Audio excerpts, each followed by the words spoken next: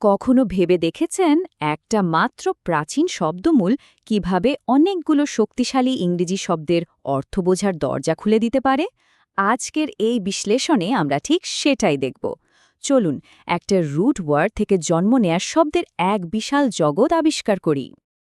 আচ্ছা, শুরু করার আগে আসুন একেবারে মূল ধারণাটা একটু বুঝে নিই। যখন আমরা বলি কোনো কিছু কমিয়ে আনা বা হ্রাস করা, এই কথাটার গভীরে আসলে কি বোঝানো হয়? ব্যাপারটা একটু কল্পনা করুন তো। একটা বড় জগ থেকে যখন ছোট গ্লাসে জল ঢালা হয় তখন কি হয়?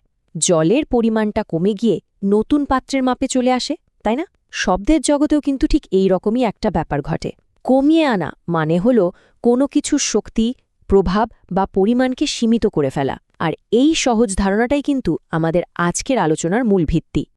তো এই কমিয়ে আনার ধারণাটা মাথায় রেখে চলুন একটা ছোট্ট পরীক্ষা হয়ে যাক। স্ক্রিনে একটা বাক্য দেখতে পাচ্ছেন, measures were taken to dash the impact of inflation, মানে মুদ্রাস্ফীতির প্রভাব কমানোর জন্য ব্যবস্থা নেওয়া হয়েছিল।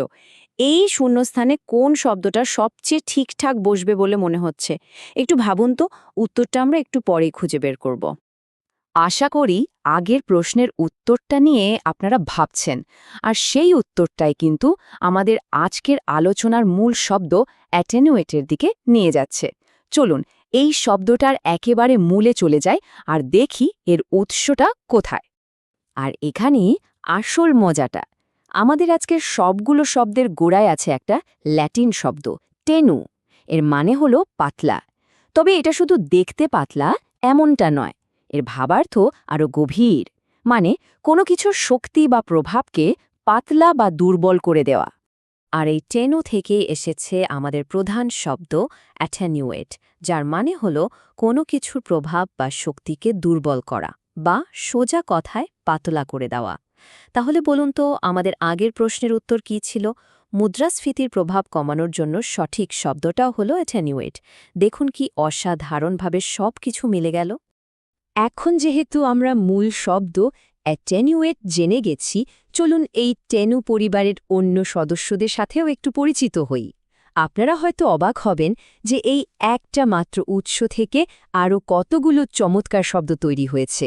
এই পরিবারের প্রথম সদস্য হল টেনিউয়াস। ধরুন কোনো যুক্তি বা সম্পর্ক যখন খুব দুর্বল বা ঠুনকো হয়, তখন তাকে টেনিউয়াস বলা হয়। অনেকটা একটা পাতলা সুতোর মতো সম্পর্ক, যা যে কোনো সময় ছিঁড়ে যেতে পারে। এরপর আসছে এক্সটেনিউয়েট।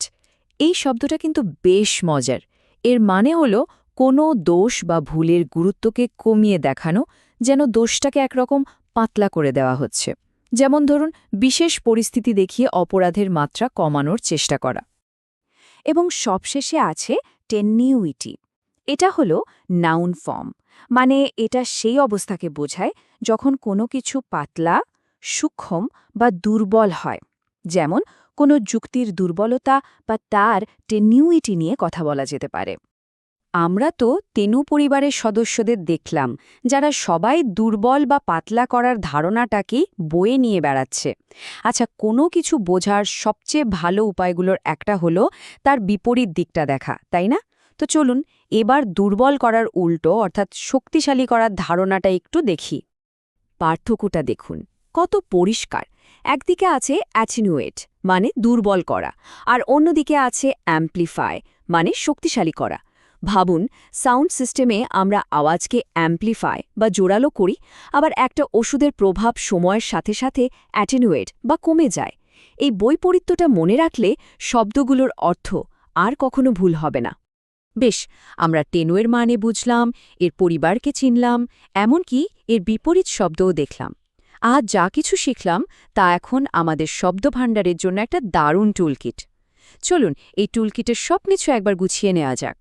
এই স্লাইডটা হলো আমাদের পুরো আলোচনার সারমর্ম। দেখুন, মূলে আছে টেনিউ, যার মানে হলো কোনো কিছুকে পাতলা বা দুর্বল করে দেওয়া। আর এখান থেকে আমরা 4টি দারুণ শব্দ শিখলাম: অ্যাটেনুয়েট, টেনুয়াস, এক্সটেনুয়েট আর টেনুয়েটি। আর এদের ব্যবহারিক প্রয়োগগুলো দেখুন। ভ্যাকসিনের প্রভাব সময়ের সাথে অ্যাটেনুয়েট বা কমে যায়। দুটি ঘটনার মধ্যে টেনুয়াস বা দুর্বল সংযোগ থাকতে পারে। একজন আইনজীবী তার মক্কেলের দোষ এক্সটেনুয়েট বা লঘু করার চেষ্টা করতে পারেন, আর একটা দার্শনিক যুক্তির টেনুইটি বা দুর্বলতার জন্য তার সমালোচনা হতে পারে।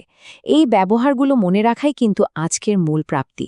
সবশেষে একটা গভীর চিন্তা দিয়ে শেষ করা যাক। এই উক্তিটি আমাদের মনে করিয়ে দেয় যে কখনো কখনো কোনো কিছু পাতলা বা সূক্ষ্ম হওয়াই তার আসল সৌন্দর্য এবং মূল্যকে বাড়িয়ে তোলে। ভাবনার মতো একটা বিষয়, তাই না?